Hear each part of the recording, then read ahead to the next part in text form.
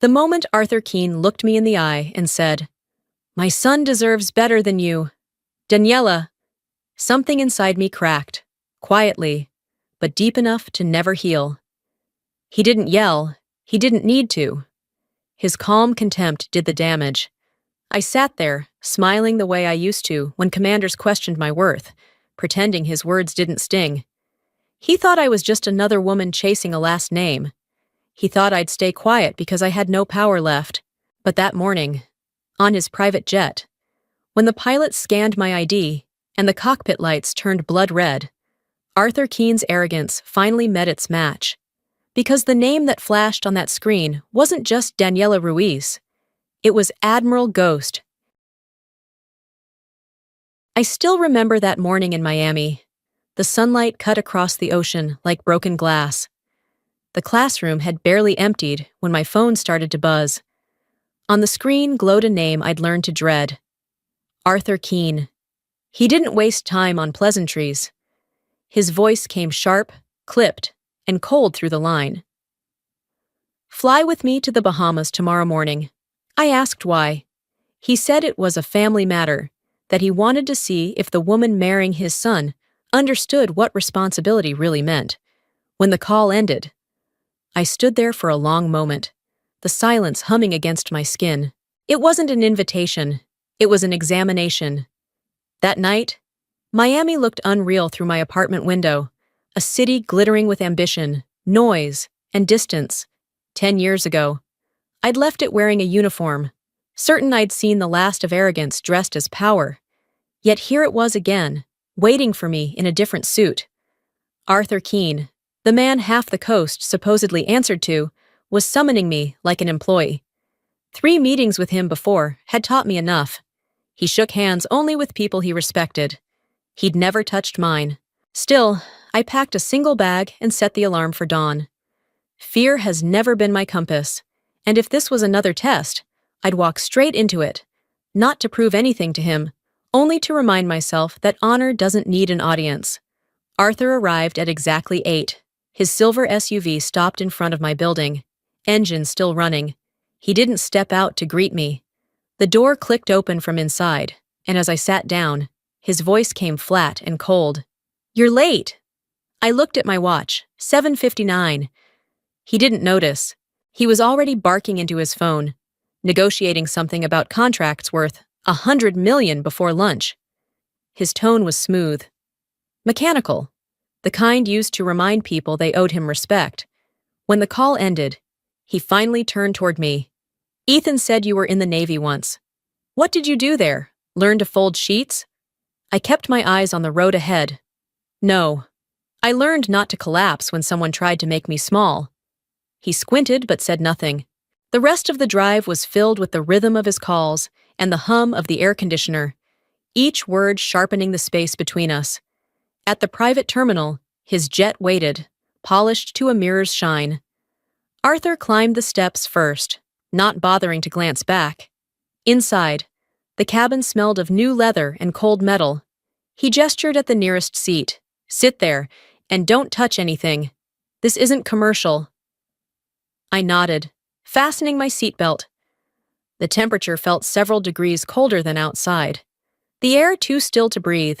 When the pilot approached to confirm passenger details, Arthur called out over his shoulder, "Make sure no one forgot their passport.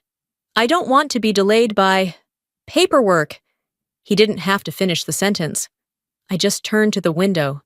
The horizon flared white with sunlight, the sea far below blinding and calm. My reflection stared back from the glass, composed, unreadable, almost unfamiliar. The storm wasn't waiting outside the aircraft. It was already here, breathing between us. The engines hummed to life. The pilot walked over, tablet in hand, asking for passenger IDs. Arthur waved him off impatiently. "Hurry up! We're behind schedule." I handed over my worn plastic card. The pilot scanned it and froze. I caught the flicker in his eyes, pupils narrowing, the sudden stiffness in his hand. Without a word, he turned and disappeared into the cockpit. The door sealed behind him. A second later, a shrill alarm tore through the silence. On the cockpit display, Letters bled across the screen in red. Alert. Admiral Ghost. Priority clearance. Defense channel locked. Arthur shot up from his seat. What the hell is going on? The pilot reappeared, pale as chalk. Sir, your flight has just been classified under military priority. 2 Coast Guard helicopters have been deployed for escort. Arthur's jaw dropped. What? Why? The pilot hesitated, then turned to me. Ma'am, we need your code confirmation. I met his eyes. Admiral Ghost. Clearance code Alpha 7. The cabin fell silent. Arthur's voice cracked. Who are you? Just a citizen. I said. Some files are simply not for public record. Through the oval window, light exploded across the sky. 2 MH-60R Seahawks leveled beside us, rotors slicing through the morning air. The pilot's tone shifted from nervous to formal. We are under NORAD escort. Ma'am. Arthur glared at me, color draining from his face. Are you some kind of agent? Is the government spying on me? I turned to him, calm as steel. No, Mr. Keene, this is just standard protocol. No one's watching you, except, perhaps, your own conscience. He sank back into his seat, silent, breath shallow, and for the first time in years, I heard it again. The name I had buried with everything I used to be. Admiral Ghost, the title I thought would never resurface, had just lit up the sky inside Arthur Keene's private jet. And in that instant, the balance of power shifted completely. The cabin went silent after the alarm, heavy as pressure in deep water. Only the hum of the engines and the faint rattle of the fuselage filled the space. Arthur stayed standing, his knuckles white around the headrest, his face pale as ash. His voice cracked through the tension. Explain yourself. Daniela, who are you? I didn't move. You already know I served. I said evenly, served how? He shot back. Who the hell gets NORAD escort clearance? What are you hiding from us? I turned, my tone calm but firm. There are things not written in any file. Mr. Keene, especially when they involve lives that didn't make it home. He slammed his palm on the folding table, the sound echoing like a gunshot. You conned my son into this marriage. That's what this is about, isn't it? If I wanted to lie, I said softly, I wouldn't be sitting here now. The pilot's voice broke the air before Arthur could respond. Sir, NORAD requests an immediate course change. We're being transferred to a restricted military corridor. Arthur barked. I own this jet. Not anymore, sir. It's under federal coordination now. Arthur stumbled back a step, his breath ragged, fear flickering behind the anger. For the first time, the man who ruled boardrooms like battlefields looked small, like someone realizing money couldn't buy control at 30,000 feet. I refastened my seatbelt, slowly, deliberately. You want to know who I am? I'm someone who chose to serve instead of standing by while others fell. The words hit him harder than the turbulence.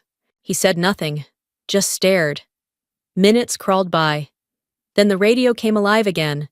Ma'am, NORAD requests your confirmation on Spectre protocol. They said you're cleared to authorize directly. Arthur's head snapped toward me. Spectre what? It's something you don't want explained unless you're ready to hear it. I said. He went silent again, pacing near the aisle. Then static filled the cabin, followed by a sharp new voice from ground control. Admiral Ghost, this is Command Center. We've received a distress signal from civilian craft Delta 42. They've lost navigation and are descending into a storm. Requesting immediate assistance. Patch me through. I told the pilot. Arthur's shout tore across the cabin. Don't interfere! That's not your problem. I unbuckled my belt and walked to the cockpit. His panic followed me, but I didn't turn around. The cockpit smelled of metal and static. Every breath electric. The voice on the radio trembled. We're losing altitude. No horizon. Autopilot's dead. This is Admiral Ghost, I said, pressing the headset close. Listen to me carefully. You're not falling. You're flying blind, but you're flying. Breathe. Arthur hovered in the doorway, frozen. The green radar light pulsed over his face as if measuring his heartbeat. "Check your pitch," I continued. "Slight downward? Pull 2 degrees up. Don't fight the air. Flow with it. Copy. Trying." Their voice cracked, choked with fear. I steadied mine, low and precise. "Look for the escort lights beside you. That's your horizon. Don't think, just trust it." Outside, one Seahawk broke formation, dropping to match the civilian aircraft's altitude. Through the rain-smeared window, its beacon shone steady, slicing through gray clouds like a pulse of life. 4 endless minutes passed. Then, a broken cry filled the radio. "Stabilized! We're okay! God bless you! Whoever you are!" I lowered the mic, exhaling quietly. The pilot turned toward me, eyes wide, voice reverent. "Ma'am!" Spectre line confirmed. "Operation acknowledged." Arthur's whisper came from behind me, soft and trembling. "Spectre line, the operation that protected Keen Logistics shipping lanes. You were there. You saved my ships." I nodded once, and a few others that didn't make it. His eyes glistened as he sank back into the seat. For the first time, the man who'd mocked me looked smaller than his own guilt. The jet leveled. Outside, the escort helicopters stayed beside us, silent guardians in the morning haze. Arthur's voice broke again. "I don't even know what to say. Sometimes silence is the only right answer," I said.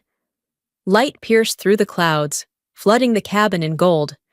The storm was behind us now, but its echo stayed, inside him, inside me, and in the air between us. No one on that plane would ever mistake silence for weakness again. The cabin felt heavier after the rescue, the kind of silence that pressed against your lungs. I sat still, tracing the worn edge of my ID inside my jacket. Across from me, Arthur leaned forward, elbows on his knees, staring at the darkening sea. The light outside faded to a bruised blue. "That operation," he said quietly. "Spectre line. I remember that year, 2009. That's when my brother died." I didn't speak. His voice cracked. His ship was attacked off the Florida coast. I called everyone I knew. No one answered. The Navy said they were investigating. I've hated them ever since. "I know," I said. "I was the one who sent the final warning that night." He turned, disbelief flashing across his face. "You?" "We caught their distress call, but the signal broke apart in the storm. I sent every alert I could. It never reached them."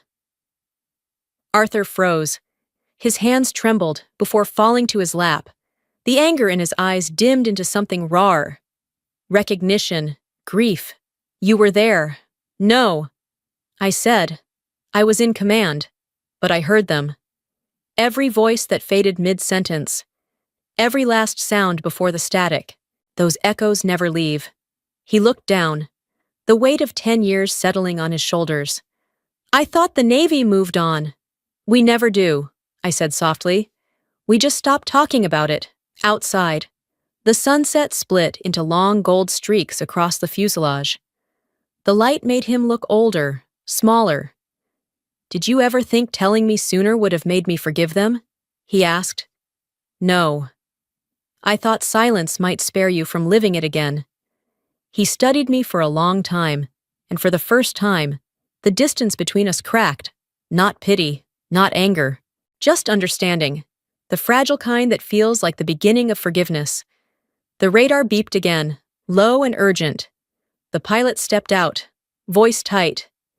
"Ma'am, a tropical storm has shifted. We're heading straight into the core." Arthur turned pale. "Can't we go around?" "I don't want to die up here." "What's our altitude?" I asked. 35,000 feet. The winds are pushing north." Lightning flashed through the window, rain hitting the glass like bullets. "We can redirect through an emergency corridor," I said. "But I need authorization. Only an Admiral-level clearance can open it," the pilot warned. I nodded. "Admiral Ghost. Priority override Alpha 7. Open key West Corridor." The radio crackled. Clearance confirmed. Corridor opening. Outside. 2 Seahawk escorts rose higher, beams slicing through the black sky like guardian angels. Arthur's voice broke. You just commanded NORAD. No. I reminded them to do their job. The plane jolted hard. I steadied the pilot's shoulder. Gain 500 feet. Head northwest. Don't fight the storm. Ride with it. The turbulence roared, then stopped. We broke through the clouds into a blinding stillness. Arthur sank back, shaking. I thought money could control everything, but it can't control this. Not every storm is outside us, I said. Some live in the heart. He looked up, eyes wet. I'm sorry. Apologies don't fix the past, I said. But they make the air warmer. The sea below gleamed calm again, and for the first time, Arthur Keene wasn't fighting the storm. He was surviving it. Rain still clung to the metal skin of the jet when we rolled into the hangar at Key West. I unbuckled my seatbelt. Arthur stayed motionless, shoulders trembling, his breath uneven. I've never been that scared in my life, he whispered. It wasn't the storm, I said. It was realizing you weren't in control. He let out a broken laugh. Maybe you're right. My whole life I've commanded things, ships, people, money, and today, you commanded the sky. I turned toward him. I didn't command anything. I just made sure everyone stayed alive. Outside the window, a small unit of sailors stood in the rain. When they saw me, they lifted their hands in salute. Arthur watched, his face tightening with disbelief. They're saluting you? Not me, I said softly. The ones who never made it back. He rose slowly, eyes unfocused, voice rough. I owe you, and I owe my brother. I thought I hated the Navy. The truth is, I envied it, for knowing how to give everything when all I ever did was count profits. I let the silence hold his confession. If you really want to change, I said, start by teaching your son to respect people without needing a reason. Arthur nodded, voice breaking. You'll give me that chance? If you understand that respect isn't words, I said, it's how you look at someone, outside. The sky opened in gold after the rain, like forgiveness finding its way through the clouds. 2 weeks later, Miami glimmered under its usual arrogance. Limousines, designer dresses, champagne bubbles catching chandelier light. The engagement party filled the gold hall of the Bayshore Tower. Every guest someone the Wall Street Journal would call untouchable. Arthur stood at the center of it all. The crowd, trained to follow power like heat, fell silent before he spoke. I sat beside Ethan, his hand resting over mine, a silent warning that something was about to break. If you know me, Arthur began, you probably think I understand power. The truth is, I only understood it after I lost it. He paused, his eyes sweeping the room before settling on me. I treated this woman poorly. I believed strength was measured by wealth and titles. But she taught me that real strength is holding your composure when the world falls apart. Every glass stopped midair. Forks froze halfway to plates. His voice grew steadier. That day, above the clouds and inside a storm, I saw the kind of person I hope my son will become. He told them everything, the distress signal, the emergency corridor, the woman, the U.S. military called Admiral Ghost. A murmur spread, then quieted just as fast. Ethan turned toward me, eyes wide with something between shock and pride. I felt the air shift, not with applause, but with recognition. Arthur lifted his glass. I once thought she wanted to marry into my family to rise higher. Now I see she pulled us out of the arrogance we were drowning in. He raised the glass higher. To the strongest woman I've ever met, and the daughter I'm proud to call my own. The applause started soft, hesitant, then swelled until it filled the hall. I didn't stand. I didn't need to. I just nodded once, smiling faintly. I didn't need to speak. Silence has always been my loudest answer. The sun was sinking over the Miami harbor, turning the water into liquid gold. I stood at the edge of the wooden pier, watching the ships of Keene Logistics depart one by one, their hulls catching the fading light as they disappeared toward the open sea. The air smelled of salt and dusk, heavy but peaceful. Ethan came up behind me, wrapping his arms gently around my waist, His voice brushed against my ear, low and steady. You don't have to tell me anything. I know what you've lived through, and I'm proud of you. I smiled, letting the words settle between us like quiet waves. Not every secret is meant to be hidden.